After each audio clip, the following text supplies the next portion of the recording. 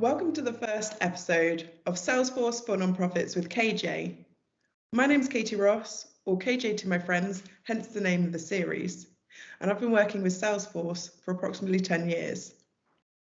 Each industry has its own internal lingo, and when you add Salesforce into the mix, it can make things even more confusing.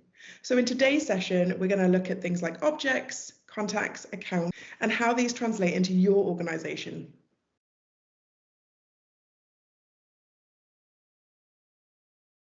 Let's start with objects. So an object is just a fancy way of saying a data table.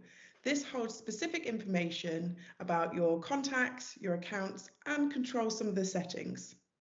If you think about Excel, you have your tabs along the bottom, and then within there you have the columns which represent the fields.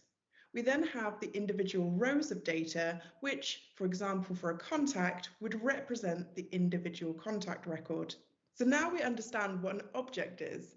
Let's have a look at some of those objects within Salesforce. Now in this session, I'm going to use the standard terms for each of the object.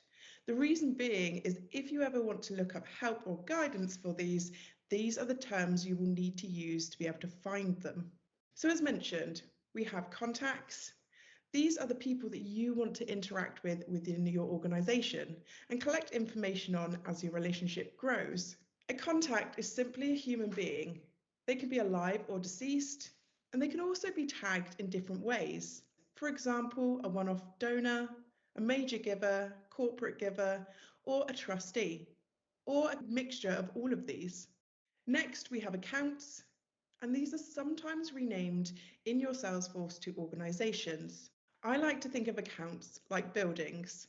Every contact that you have in Salesforce currently needs somewhere to live, which is represented by the household account in NPSP or Nonprofit Success Pack.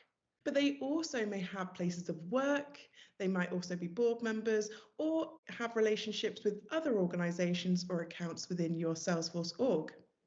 This brings me on to relationships and affiliations. A relationship is a connection between contacts. So this is a contact-to-contact relationship. It's a way of capturing how two people know each other in the system. For example, they could be colleagues, have family members, or simply have gone to university together. Affiliations, on the other hand, looks at contact-to-organization relationship. So this is the way we would go ahead and specify additional relationships for that contact. So you could have your contact, but then they could also have multiple affiliations to multiple other accounts within Salesforce.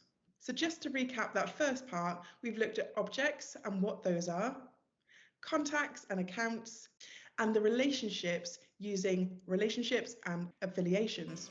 Join me in the next part where we'll have a look at some of the other key objects essential for fundraising.